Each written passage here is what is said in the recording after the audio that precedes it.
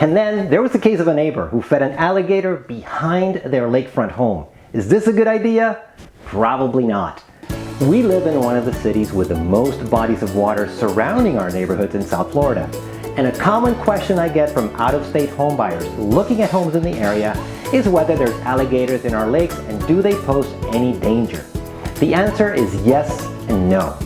Weston was built on the edge of the Everglades, and we benefit from an adjacent ecosystem that provides food and shelter for roughly 750 species, including fish, birds, and reptiles, some of which are endangered.